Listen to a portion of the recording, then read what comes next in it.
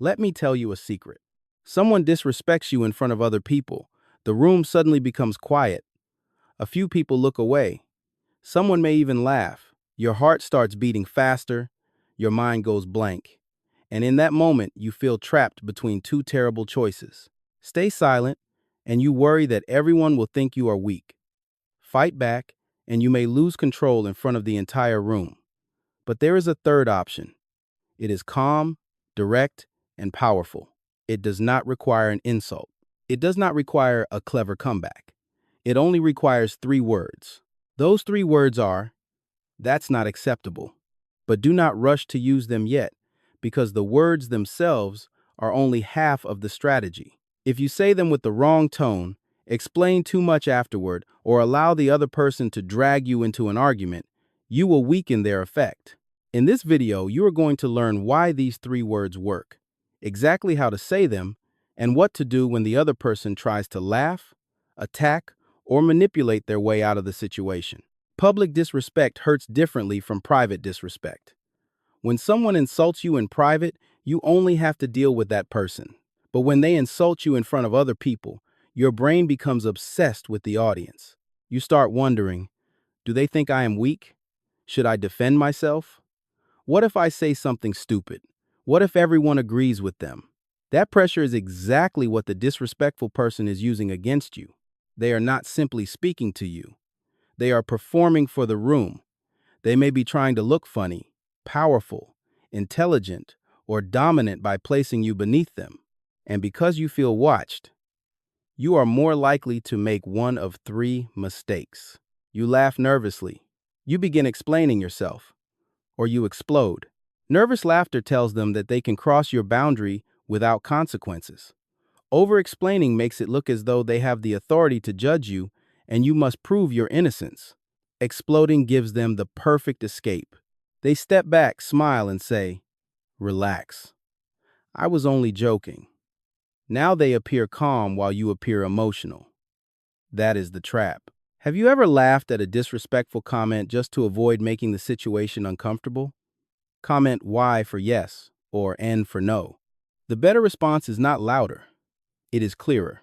When someone publicly disrespects you, stop for 1 second, look directly at them and say, "That's not acceptable." Notice what this sentence does not contain. It does not contain an insult. It does not contain an apology. It does not contain a long explanation. You are not saying, "You are a horrible person." You are not saying, "Why do you always treat me like this?" You are not begging them to understand your feelings.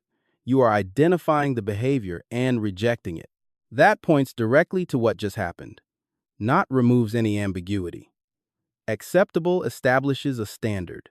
In 3 words, you are communicating, "You do not get to speak to me this way." This is why calm boundaries make disrespectful people uncomfortable. They expect fear.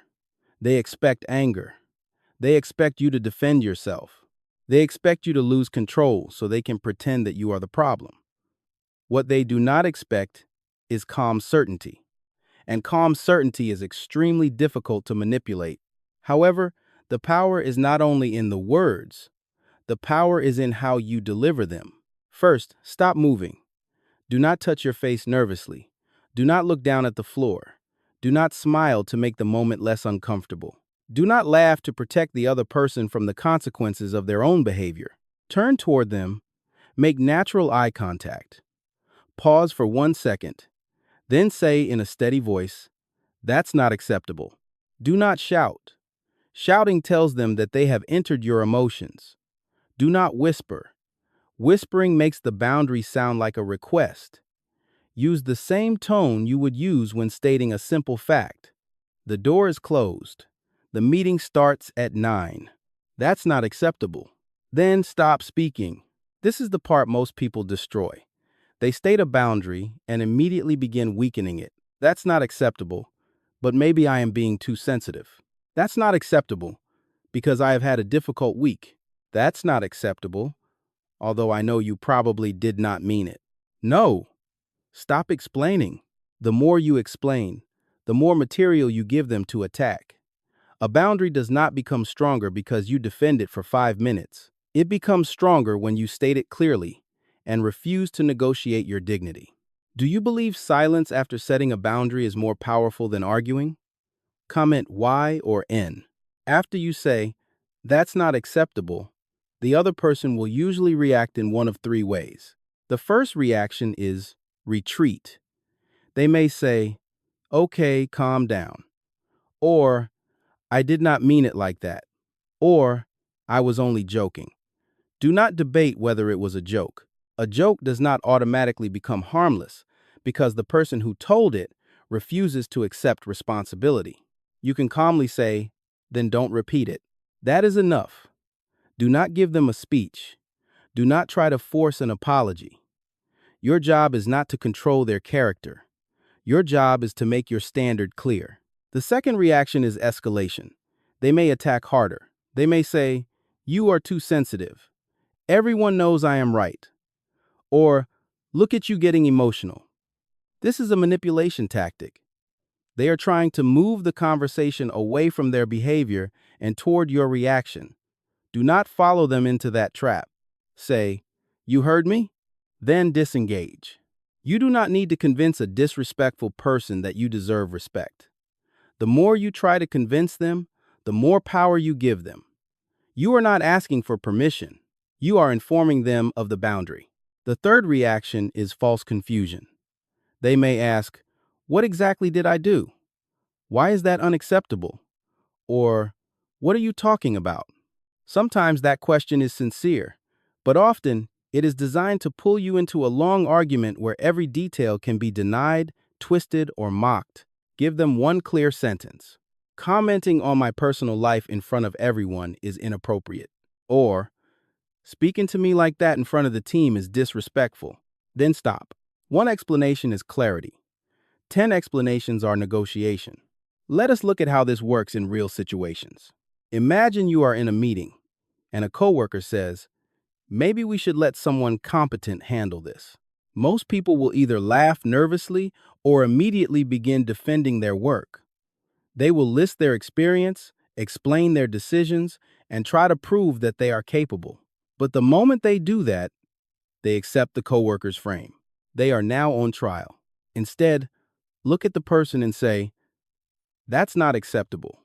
If they ask why, say, "If you have feedback about my work, give it directly and professionally." Then return to the meeting. You have not insulted them. You have not created drama. You have corrected the standard. Now imagine that a friend reveals something private about you in front of a group, and everyone laughs. You say, "That's not acceptable." They reply, "Come on, it was only a joke." You say, "I don't find using private information for entertainment funny." Then change seats, change the subject, or leave. A person who repeatedly humiliates you to entertain other people is not behaving like a friend. Stop protecting people who enjoy making you uncomfortable. Now imagine a family member says, "You have always been the disappointment in this family." Your first instinct may be to defend your entire life. You may want to list your achievements, explain your struggles, or prove that they are wrong. But every time you do that, you hand them the position of judge.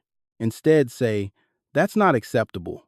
If they continue, say, "I am willing to have a respectful conversation. I am not staying for insults." Then follow through. That final part matters. A boundary without a consequence is only a suggestion. If you say you will leave but remain for another hour of abuse, you teach them that your words mean nothing. Would you use these 3 words the next time someone publicly disrespects you? Comment Y or N. There is also something deeper you need to understand. Public disrespect is often a test. The person is watching to see how much you will tolerate. If you laugh, they may go further next time. If you over-explain, they learn that pressure makes you seek their approval. If you explode, they learn that provoking you gives them control. But when you respond calmly, clearly, and without unnecessary emotion, the test ends. They may not like you. They may not apologize. They may even pretend that you are difficult. None of that matters. The goal is not to make disrespectful people admire you. The goal is to stop rewarding disrespect with access to your attention, emotions, and energy. You also need to know when not to confront someone.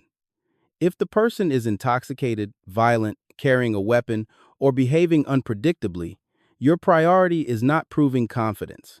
Your priority is leaving safely. Move toward other people. Contact security or emergency services if necessary. Real strength is not performing bravery for an audience. Real strength is knowing which situations require words and which situations require distance. The next time someone disrespects you in public, remember this. You do not need the perfect comeback.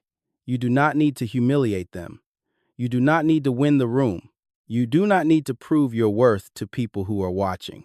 Pause. Look at them. Say, "That's not acceptable." Then stop speaking. Your calmness is not weakness. Your silence is not surrender. Your boundary does not require their agreement.